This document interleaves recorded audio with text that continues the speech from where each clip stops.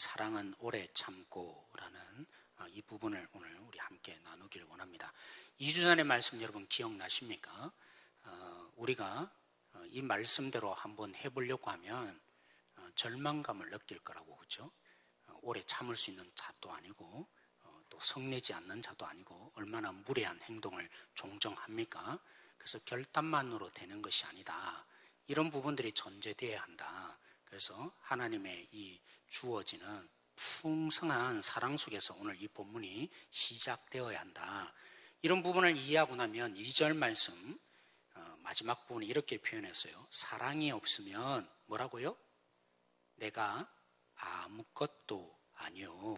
옛날 성경에는 아무 유익이 없다, 내게 아무 유익이 없다 이렇게 번역되어 있어요. I am nothing 이라고 되어 있는 의미가 여러분에게 와닿을 것입니다. 노력하니까 얼마나 힘듭니까? 용서해 보려고 하니까 얼마나 힘들어요. 에너지를 쏟고 쏟다가 나중에는 폭발을 하는 거죠. 마치 용수설처럼, 그죠? 참고 참았는데 나중에 어떻게 됩니까? 내 속에 없는 그것 때문에 나중에는 내가 이만큼 참았는데 하면서, 그죠? 더 크게 화내는 우리나라 속담에도, 그죠? 얌전한 고양이가 뭐 한다고요? 부뚜막에 먼저 오른다. 같은 물론 의도는 다르지만 비슷한 상황을 저는 충분히 얘기해 주고 있다. 그래서 오늘 계속적으로 우리 고린도전서에 있는 사랑의 장을 나눌 때 여러분 인내하십시오. 사랑은 인내하는 것입니다. 이렇게만 받아들이시면 어렵다는 거죠, 그죠? 우리에게는 인내할 능력도 없고 그렇게 인내하다 보면 결국에는 내가 이만큼 참았는데 해서 한 대 때릴 걸 나중에 몇 대 때립니까? 3-4대 이렇게 나중에는, 그죠? 복수하고 갚아주는 거죠. 서운한 마음을 결국에는 분통을 터뜨리는 우리가 되는 것입니다. 오늘 우리가 그래서 그런 의미를 가지고 사랑은 오래 참관, 사랑은 오래 참는다 라는 부분을 우리가 함께 살펴보기를 원하는데, 제가 한 형제를 소개하고 싶습니다. 이 형제는 엄마가 기도해서 낳은 아들입니다. 물론 다 여러분도, 그죠? 기도해서 자녀들 그렇게 낳으셨죠? 네, 물론 우리 가정들이 그러실 겁니다. 네, 기도했단 말은 무슨 얘기냐면, 하나님 아들을 주신다면 목회자 삼겠습니다. 이렇게 서원 기도를 엄마가 오래전에 했다는 것입니다. 네, 지금 그 아들이 제가 사역할 때 30대 중반이었습니다. 목회자가 되었을까요? 목회자가 아니었습니다. 사회생활을 하고 있었는데 어릴 때부터 병이 굉장히 심하게 앓았다고 합니다. 물론 지금, 그죠? 병원을 오랫동안 중고등학교 시절 이렇게 다녔는데 청년이 된 지금에도 여전히 몸이 약하더라고요. 눈도 잘 보이지 않습니다. 그래서 이렇게 큰 글씨로, 그죠? 책을 보아야 하고, 오랫동안 보면 눈에 피로도가 오고, 지금도 이렇게 피부를 보면 반응이, 그죠? 엉뚱한 반응을 일으켜서 아토피라 그랬죠.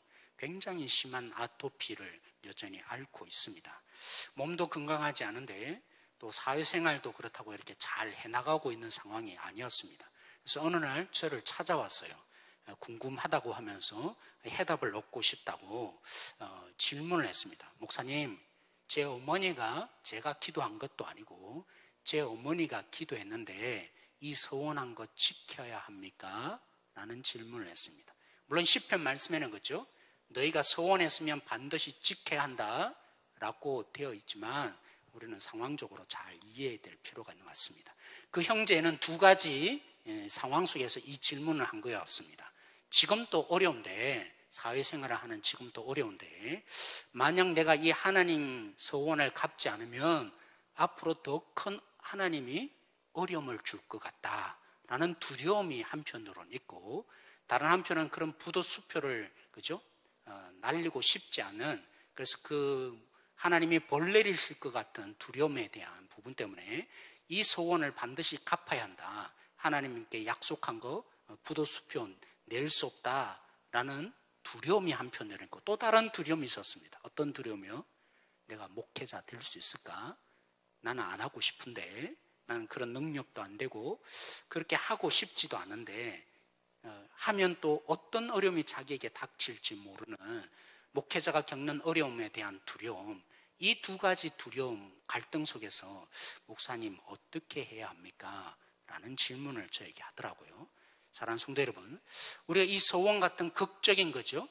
이런 약속들을 하나님에게 하는 것만이 아닙니다. 우리는 그죠? 수많은 기도 속에 사실은 약속을 하지 않습니까? 뭐 연초가 되면 주로 약속을 많이 하죠. 하나님, 참 게으르게 제가 살았는데 올해는 한번 제가 잘 살겠습니다. 여러분 그렇게 안 하나 봐요. 그렇게 이제 기도하시는 분들이 종종 있습니다. 또 특별히 그죠? 우리가 하나님께 회개할 때 어떻게 합니까? 하나님 이번 한 번만 용서해 주신다면 제가 절대로 다음부터는 거짓말하지 않겠습니다. 하나님께 회개할 때도 주로 우리는 하나님께 그죠? 뭐 합니까? 이렇게 하겠다고 이렇게만 해주신다면 우리는 그런 일 절대로 다음부터는 하지 않겠습니다. 하나님께 그죠? 약속을 하고 뭔가를 말할 때가 종종 있는 것 같습니다. 심지어는 그죠? 하나님을 뭐 한다고 하죠? 사랑합니다. 하나님 나를 좀 받아주세요. 내가 이제 주님만을 위해서 살겠습니다. 헌신을 할 때도 사실은 뭐라고 고백하는 거예요? 하나님께 뭔가를 하겠다. 그죠? 이렇게 수표를 그죠? 쓰는 거죠. 근데 우리가 어떻습니까? 살아보면 살아볼수록 부도 수표를 날릴 때가 한두 번이 아닌 인생을 사실은 우리가 사는 것 같습니다.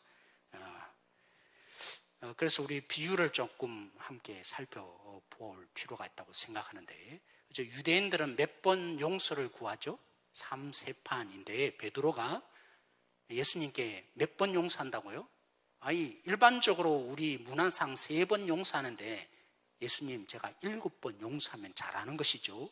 여기에 예수님이 몇 번 용서해야 된다고요? 사실은 끝없이 용서해야 된다. 용서의 한계성은 없는 것이다. 라는 의미에서 비유를 들었던 말씀이 뭐였습니까? 1만 달란트 빚진 자와 100달러온 자기에게 빚진 자를 만난 그 사건 여러분 아시죠? 그게 나왔던 본문을 우리가 함께 한번 살펴보기를 원합니다. 마태복음 18장 26절에서 27절 말씀입니다. 물론 자막에도 나와 있습니다. 마태복음 18장 26절에서 27절 말씀 여기 잘 보십시오. 물론 이 부분은 용서에 대해서 예수님이 말씀해 주신, 그래서 무한히 우리는 용서의 조건이 없다라고 예수님이 답변을 주신 내용이기는 합니다. 우리는 여기 속에서 오래 참는다라는 의미를 다시 한번 정확하게 발견할 수 있다는 것입니다. 사랑은 오래 참는다라는 의미를 여기 속에서 우리가 다시 생각해보고 묵상하기를 원합니다. 우리 같이 한번 읽어볼까요? 18장 26절에서 27절 말씀 시작. 그 종이 엎드려 절하며 이르되 내게 참으소서 다 갚으리다 하거늘 그 종의 주인이 불쌍히 여겨 놓아 보내며 그 빚을 탕감하여 주었더니, 여러분 지금 왕이 원래 어떤 왕이었습니까? 아마 회계라는 것은 이렇게 계산을 그죠? 해본 것 같아요. 이놈이 봐라, 엄청난 빚을 졌네. 얼마만큼요? 1만 달란트 나에게 빚 졌네. 그래서 그 신하를 불러서 뭐라고 했습니까? 너는 네 몸을 팔고 네 가족들을 다 팔아서 이 모든 것 다 갚아야 한다 라고 말했던 왕이었습니다. 그런 왕에게 그죠? 물론 당연히 용서를 구하며 엎드려서 비는 상황이 된 것이 마땅하겠죠. 근데 오늘 어떻게 그가 용서함을 받았습니까? 그는 사실 자비나 용서를 구한 것이 결코 아니었습니다. 지금 빚 졌으니까 도저히 사실 갚을 능력이 안 됩니다. 1만 달란트라는 것은 유대 사회에서 그죠? 도저히 헤아릴 수 없는 최고의 이 액수를 사실 예수님이 비유로 말한 것입니다. 자기 몸을 아무리 판다고 또 가족 전체를 판다고 해도 이걸 갚을 수 있는 것이 결코 아닙니다. 그런데 갚기 전에는 절대로 안 된다 하는 여기에 그러면 뭘 해야 합니까? 갚을 능력이 안 되는데 저 안 돼요. 제발 용서해 주세요. 자비를 좀 베풀어 주세요. 이렇게 해야 될 텐데, 근데 오늘 어떻게 말함으로 그죠? 네 몸 팔고 네 가족 다 팔기 전에는, 그래서 모든 것을 다 갚기 전에는 절대로 너를 놓아줄 수 없다 이렇게 말하고 있는 왕이 불쌍히 여기며 긍휼을 베풀고 은혜를 베풀게 된 겁니까? 뭘 요청했죠? 참으라는 것입니다. 내가 이 일들을 정말 할 수 없는 능력자인데 저를 좀 참아주세요. 좀 기다려주세요. 인내해주세요. 그렇습니다. 인내해달라는 그 인내가 뭘 베풀게 되었다고요? 오늘 이 갚을 수 없는 능력자를 용서하게 되었고 자비를 베풀게 되었다라는 것이죠. 용서가 어디서 시작된 것입니까? 하나님의 자비가 어디서 나타나기 시작한 것입니까? 하나님께서 그를 그죠? 탕감해주는 모든 것 없는 것으로 해주는 오늘 이 신화로 비유되었던 하나님의 자비가 어디서 시작된 것입니까? 바로 인내에서 시작된 것이죠. 그래서 이렇게 말을 합니다. 맥스 루카이도는 이렇게 표현을 했어요. 인내는 길게 늘어선 줄처럼 참고 견디는 덕목 정도를 말하는 것이 결코 아니다. 우리는 흔히 인내란 뭐라고 생각합니까? 길이 길게 서 있는데 내 차례가 올 때까지 참고 참는 그런 정도를 우리는 인내라고 생각하는 거죠. 그러나 적어도 성경이 말하는 사랑은 오래 참고라고 할 때 그 인내는 오늘 그죠? 오늘 이 본문이 보여주는 것처럼 그래서 맥스 루카이드가 이렇게 표현했다는 것입니다. 하나님의 말씀하시는 이 인내는 무엇이냐 하면 은혜라는 그죠? 이 스타 별이 우리 속에 오기까지 바로 양탄자를 붉은 양탄자를 까는 것이 것과 같은 것이 인내다. 인내가 뭐라고요? 은혜라는 그 스타가 우리 속에 귀한 그 손님이 그죠? 손님이라고 표현해야 됩니까? 그 은혜가 우리 속에 오는 이 길에 뭘 깔았다고요? 붉은 양탄자를 깔아서 그래서 마음껏 우리에게 오게 만드는 것과 같은 것이 인내다라고 말한 것이죠. 사랑하는 성도 여러분, 오늘 이 본문을 통해서 우리에게 그죠? 이렇게 묻고 있습니다. 누군가 당신이 인내하지 못하는 어떤 사람이 있다면 사실은 하나님의 인내를 진정으로 당신이 깨달은 것인가 도전하고 있다는 것입니다. 하나님의 인내를 제대로 깨달았다면, 그래서 하나님의 은혜를 제대로 알고 있다면 뭐 하게 돼 있다고요? 우리도 인내하고 용납하고 받아주는 그것이 삶의 열매로 나타난다는 것이죠. 거꾸로 말하면요, 내가 상대방을 인내하고 있지 못하다면 오늘 그죠? 자기에게 100데나리온 빚진 자 용서해 주세요 라고 말한 것도 아니고 참아주세요. 그래서 1만 달란트 빚진 자가 이제 자신의 상황을 모면한 정도, 하나님의 긍휼과 사랑을 정말 마음 깊숙이 감동받은 자가 아니라 자신의 삶을 모면한 정도의 은혜를 안 자가 되어서, 그래서 그죠? 용서하지 못하는, 동일하게 말하지 않습니까? 다음 본문에 보시면 참아주십시오 똑같이 말합니다. 내가 갚겠습니다 말하는데 참지 못하고 뭐합니까? 결국에는 감옥에 가두어 놓고 그죠? 네가 왜 이렇게 손해보게 했냐 라고 말하는 것처럼 우리가 누군가를 인내하지 못하고 받아주지 못한다는 것은 뭘 뜻하는 것이라고요? 하나님의 인내가 무엇인지를 조금도 라는 말은 제가 너무 과격하게 말한 거고, 하나님이 어떤 은혜를 우리 속에 베풀어 주셔서 우리를 인내하셨는지 진실로 깨달은 부분이 없다라고 오늘 이 본문을 통해서 우리에게 질문을 한다는 것입니다. 너 누군가를 인내하지 못하느냐? 누군가에 대해서 저놈은 안 되겠다, 이제 내가 도저히 이제까지 봐줬는데 이제 받아줄 수 없는 놈이다 라고 여기는 것이 있다면, 나는 저 친구가 이제까지는 참을 대로 참아왔는데 이제는 안 되겠다라고 생각하고 있다면 그는 진실로 하나님의 인내를 감동적으로, 하나님의 인내를 마음 깊숙이 경험하지 못했기 때문에 그런 모습을 보인다라는 것이죠. 우리 사진 한번 보여주시겠습니까? 성지순례에 가서 이번에 그죠? 제가 여기 속에서도 설교를 동일하게 했던 부분들이 제가 생각이 났습니다. 베드로 수익권 교회, 베드로가 그렇죠? 수장과 같은 이 임무를 부여받은 교회라고 할 수 있겠죠. 언제 그 일을 부여받았습니까? 네가 나를 사랑하느냐 3번 물었던 그 바다로 나가서 그죠? 다시 고기 잡으러 예수님의 부활을 눈으로 목격하고도 두려운 나머지 그죠? 고기 잡으러 갔는 그 베드로에게 예수님이 나타나셔서 네가 나를 사랑하느냐? 라는 질문을 하셨고, 그 속에서 베드로에게 너는 앞으로 이런 일을 감당하리라. 그래서 베드로는 예루살렘 교회 그죠? 수장과 같은 역할, 그 하나님 예수님의 만나심이 일어났던 장소, 바로 거기에 세워진, 기념하여 세워진 교회가 베드로 수익권 교회라고 합니다. 여러분, 베드로가 어떻게 이런 자리에 이르게 되었죠? 베드로가 처음부터, 물론 마가복음에는 그렇게 표현합니다. 예수님이 찾아오셔서, 그것도 말도 안 되는 일이죠. 왜냐하면 스승이 제자를 찾아온다, 이건 유대 사회는 말이 안 되는 것입니다. 제자가 스승의 유명함을 알고 그죠? 3년 내내 이 스승을 섬기다가 스승이 보고는 뭔가를 다 시켜보고 그죠? 그런 다음에 이놈은 좀 그래도 자격이 있겠다. 그래서 선택하는데, 예수님은 마가복음에 따르면 찾아오셔서 날 따르라 하니까 베드로와 요한이 제일 먼저 나타나요. 뭐하죠? 예수님을 쫓는 것으로 나타납니다. 정말 그럴까요? 물론 마가는 의도적으로 그렇게 그려가고 있습니다. 베드로가 예수님의 부르심에 단번에 그렇게 쫓아가는 자가 되었을까요? 그러기에 오늘 베드로가 제일 먼저 부르심을 받았고, 그래서 베드로를 정말 예루살렘 교회 수장으로 그렇게 예수님이 세우신 걸까요? 사실 베드로를 보면 그죠?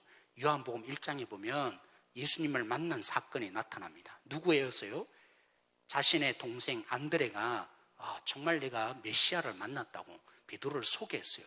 그래서 베드로가 그럴 수 없는데 저런 이런 촌동네에 무슨 메시아가 나겠냐고 의문을 품고 예수님께 나오는데, 예수님이 하시는 말이 너는 이제부터 베드로라, 그죠? 시몬이지만 너를 반석이라 하리라. 그런 복을 예수님이 주셨어요.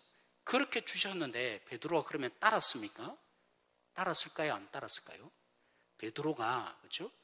반석이 되는, 시몬에서 베드로가 되는 이런 놀라운 이 이름이 바뀌어지는, 운명이 바뀌어지는 복을 예수님이 주시는데, 그렇다면 베드로가 예수님을 따랐습니까? 안 따랐습니까?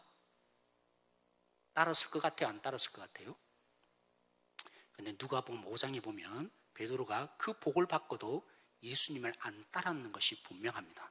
왜냐하면 누가복음 5장에 어떤 사건이 나타납니까?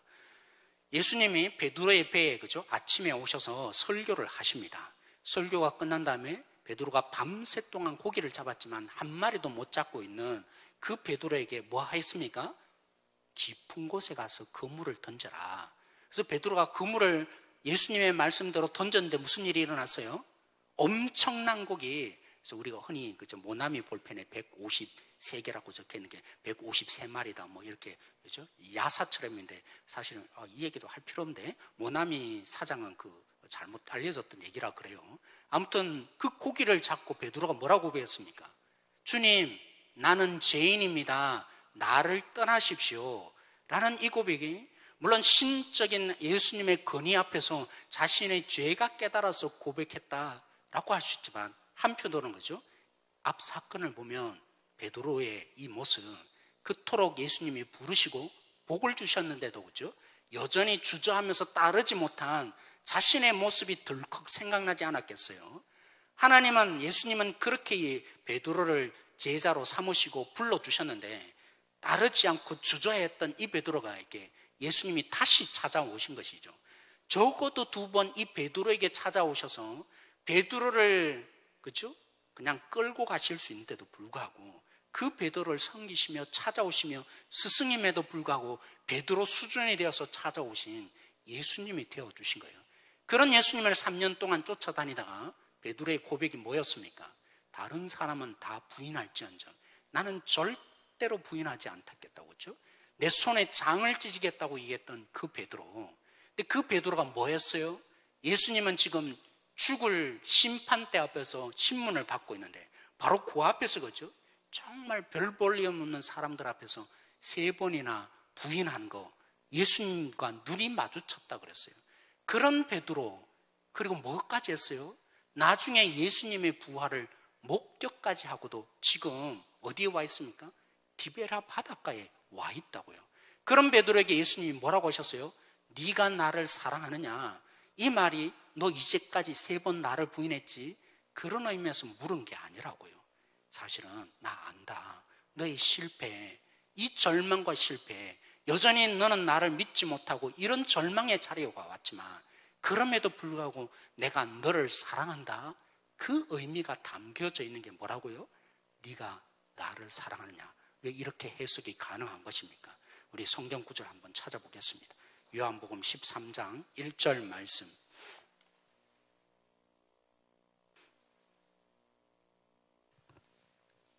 요한복음 13장 1절 말씀.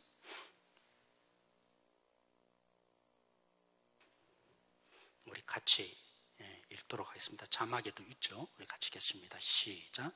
6월절 전에 예수께서 자기가 세상을 떠나 아버지께로 돌아가실 때가 이른 줄 아시고 세상에 있는 자기 사람들을 사랑하시되 끝까지 사랑하시니라. 예수님이 그죠? 자기 사람이란 제자 말하지 않겠습니까? 그 제자들을 사랑하는데 어떻게 사랑하신다고요? 끝까지 사랑하셨다고요. 그죠? 베드로가 정말 나는 절대로 부인하지 않겠다 했던 그 베드로가 예수님을 부인하고 틈만 나면 자신의 이 유익이 안 되는 예수님을 결국 버리고 도망친 인생, 예수님의 부활을 목격하고도 여전히 사명을 제대로 쫓지 못하고 옛날에 그 고기잡이로 돌아갔던 그 베드로에게 나타나서 네가 나를 사랑하냐 했을 때 너 이렇게 3번이나 날 부인했지? 너 왜 여기 있냐? 그런 의미에서 예수님이 질문하신 것이 결코 아니라는 것입니다. 너 이렇게 부인했는데 난 너 못 믿겠다. 한번 확인하고 싶다. 너 정말 나 사랑하는 거 맞냐? 그런 질문이 아니라는 것이죠. 왜요? 오늘 요한복음 13장에 요한 사도가 말하는 것처럼 예수님을 목격하면서 그가 경험한 것이 뭡니까? 사랑하시되 어떻게 하셨다고요? 끝까지 사랑하시는 거라고요. 네, 여러분 여기에 자기 사람들이 누구겠습니까? 그 다음 본문에 이어지는데 예수님이 그죠? 성만찬, 우리가 그죠? 정말 경건하게 하는 그 성만찬을 일어나게 되는데 그 상황 속에 누가 등장합니까? 예수님이 의도적으로 말씀하셨어요. 그죠? 오늘 이 중에 나를 팔 자가 있다. 그 말의 의미가 뭐였겠습니까? 누구를 염두에 두고 말씀하신 거겠습니까? 예수님의 이 몸과 피, 내일 죽음의 의미를 설명하기 위해서 몸으로 경험시키는 그 자리에 예수님 그것도 그죠? 그런 속에서 이 허리를 동이시고 제자들의 발 하나하나를 씻기는, 스승으로는 할 수 없는 그 일을 경험한 누구요? 가룟 유다가 예수님을 팔 계획을 하고 있는 그 가룟 유다에게 예수님이 찌를림을 당하게 하려고 이 말씀을 하셨겠습니까? 예수님은 어떤 분이라고요? 사랑하시되 끝까지 사랑하시니라. 오늘 가룟 유다, 돈점에 눈이 멀었던, 물질에 눈이 멀었던 예수님의 실망하여서 결국 예수님을 배반하고자 이 자리에 와 있는, 성만찬을 같이 하고 있지만 동상이목이 되어 있는 예수님의 발을 씻기는 모습을 보고는 어떻게 예수님이 이제까지 섬기셨는지, 스승이 제자들의 발을 씻긴다는 건 말이 안 되는 이 일을 경험하는 그 가룟 유다, 마음을 돌이키지 않는 그 가룟 유다에게 오늘 내가 너를 팔 자가 있다, 이 제자들에게 하는 말은 무슨 얘기겠습니까? 돌이키라고. 난 너를 사랑하는 자에게 돌이키길 원한다고. 그러니까 제자들이 뭐라고 합니까? 누가 팔 자냐고 얘기하지 않습니까? 바로 오늘 요한복음 13장 1절에 사랑하시되 끝까지 사랑하시니라 평가했던 그 예수님이 이렇게 말하지 않습니까? 누구냐고 자꾸 질문하는 그 제자들에게 결국 사도 요한을 통해서 그죠? 베드로가 손짓을 하면서 몸짓을 하면서 알아내라고 하는 그 속에 예수님이 내 그릇에 손을 넣는 자니라. 이 말은 손을 방금 넣고 있는 가룟 유다, 요놈이라고 이 말을 하기 위해서였겠습니까? 만약 그랬다면 제자들이 모를 리가 없죠. 바로 이 그릇에 손을 넣는 자가 나를 팔 자다, 이 말이 보라고 지금 이 손을 넣고 있는 가룟 유다니라 라는 의미로 예수님이 만약 말씀하셨다면 왜 다른 11명의 제자는 그 말을 못 알아듣고 무슨 말을 하는지도, 그죠? 알아듣지 못하는 상황이 벌어졌겠습니까? 오늘 손을 넣는 자가 날 팔자니라. 이 말씀은 이 가룟 유다를 고발하기 위해서가 아니라 마지막 기회를 주고 계신 거죠. 너 완악한 이 마음을 돌이키라고 끝까지 자기를 팔자이신 가룟 유다를 향해서 하나님이신 예수님이, 그죠? 인내하시며 참으시며 용납하시며 그가 돌아올 기회를 끝까지 주고 계시는, 그런데 그 일을 누가 차버린 거죠? 결국 가룟 유다가 하나님이 주셨던 그 마지막 기회를 놓치는 자고로 산 책임이 그에게 있었던 것이죠. 사랑하는 성도 여러분, 예수님이 어떻게 사랑하셨다고요? 자기의 사람들이라고 해서 베드로처럼 나 목숨을 걸게요, 그런 자만, 충성된 말을 하는 자만 사랑하신 것이 아니라 자신을 팔 자, 소망이 없는 자, 자신을 해코지할 자, 그 제자 가룟 유다를 사랑하시되 끝까지 사랑하는 자로 계셨던 것이죠. 사랑하는 성도 여러분, 우리가 어떤 자입니까? 성경이 보여주고 있는 베드로 왜 보여주겠습니까? 우리가 그런 자라는 거죠.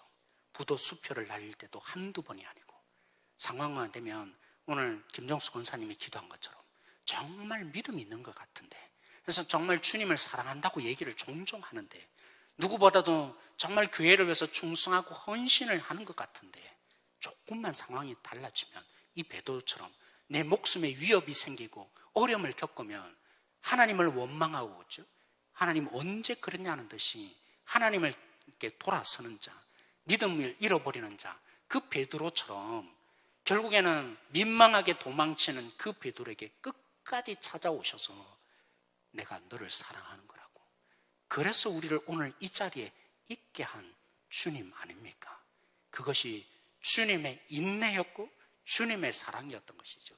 이 주님의 사랑을 우리가 똑똑히 기억할 때, 그 사랑에 우리가 접촉되어질 때 우리도 그럴 수 있는 거죠.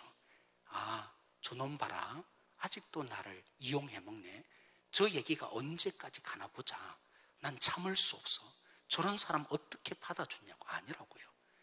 참으십시오. 내가 이런 놈인데, 나는 도저히 갚을 수 없는 사람인데, 부도수표를 날리듯 수없이 날렸던 이 베드로 같은 인생 속에 예수님이 찾아오셔서 사랑하시되 끝까지 사랑함으로 우리가 구원받았고 이 자리에 있는 것이죠. 가룟 유다처럼, 그죠? 돈에 눈이 멀고 이익에 눈이 멀어서 예수님 스승조차도 버리는 기회를 주고 있음에도 불구하고 그 기회를 오히려 역이용해서 용서하시니까, 용납하신다고 하니까, 또 우리의 죄를 구하면 하나님이 받아주신다고 하니까 돌아오라고, 그래서 하나님이 진노하지 않으시고 하나님이 여전히 우리를 받아주고 있는데 우리는 어떻게 해야 합니까? 가룟 유다와 무엇이 다릅니까? 하나님이 용서하신다니까, 하나님이 받아주신다고 하니까 돌이키지 않고 여전히 그 용납을 이용해서 우리의 욕심을 채우며 주일날 와서는 주님 잘못했습니다 고백하고는 돌아서면 또 어떻게 합니까?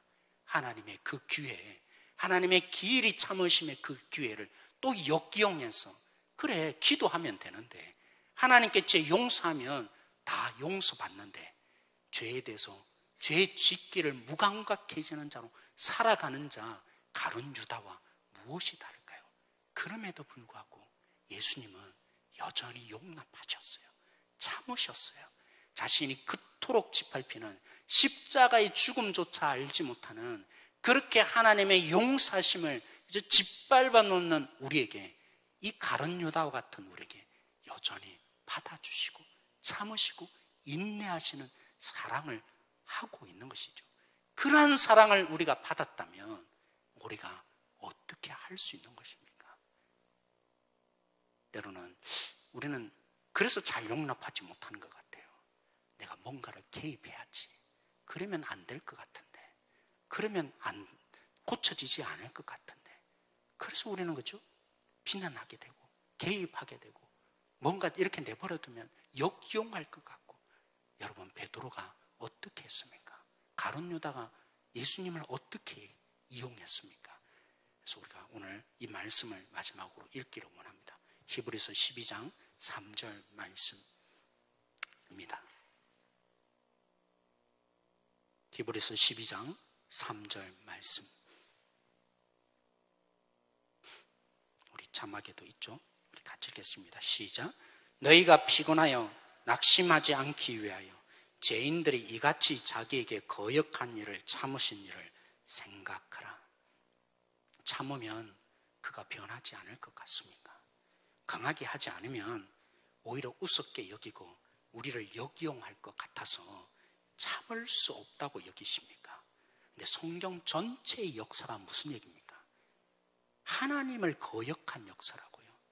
제도 하나 바꾸고 개혁을 일으키지만 개혁을 일으켰던 가장 핵심적인 인물이 요시아였는데 그 요시아가 우상 숭배한 사람들 다 죽이고 그죠? 온 천지에 있는 이 거짓 선지자를 다 없애고 우상들은 다 불태웠지만 그 한 시대가 지나고 나니까 말짱 도루묵이었다고요. 환경을 바꾼다고 변하는 게 아니라고. 근데 우리는 착각을 해요. 저 사람 안 변하는데 내가 강하게 해서 때려서 결국에는 바꿔놔야지. 그러니까 안 참는 거죠. 근데 여러분, 그래서 사람이 바뀐다고요? 안 바뀌는 거라고요. 환경 변한다고 사람 바뀌는 게 아니라고요. 조건이 바뀐다고 사람 바뀌는 게 아니라고요. 마음이 바뀌어야 되는데. 그래서 예레미야가 이 요시아의 종교개혁을 경험하고 예레미야가 그 마지막에 하나님이 주셨던 메시지가 뭡니까? 마음이 바뀌어야 하는 것이라고. 그 마음의 바꿈은 어디서 시작됩니까? 오래 참는 사랑에서 시작되는 것이죠. 베드로가 어떻게 바뀌었습니까? 사랑하는 성도 여러분, 오늘 우리가 어떻게 여기에 와 있습니까? 주님이 참으신 거죠. 인내하시는 사랑으로 끝까지 우리를 사랑해 주신 것이죠. 그 사랑으로 우리가 바뀌었고, 그러한 우리들이 오늘도 한 지체 한 지체를 위해서 기도하십시다. 때로는 우리 교회에 부족함이 보여집니다. 때로는 이 사회에 부족함이 보여집니다. 많은 사람들이 착각해요. 지도자가 문제다. 오늘 김종수 권사님 기도한 것처럼 저 사람 때문에 문제다.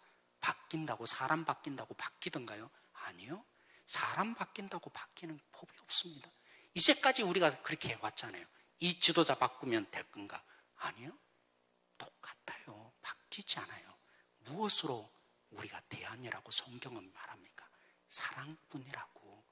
우리를 바꾸셨던 하나님의 이 집착적인 사랑, 끝까지 참으신 그 사랑이 한 영혼을 바꾸는 것임을 오늘 믿음으로 우리가 고백하고, 오늘 또 용납할 수 없는 지체, 오늘 또 우리가 받아들일 수 없는 지체 확인하십시다.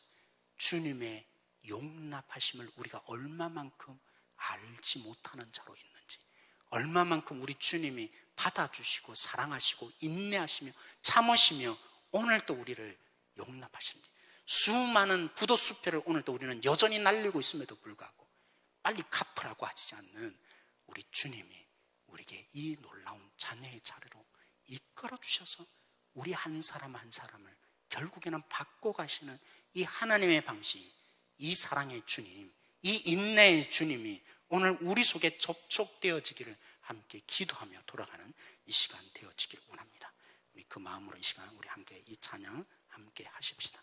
아버지, 당신의 마음이 있는 곳에 우리 함께 찬양하십시다.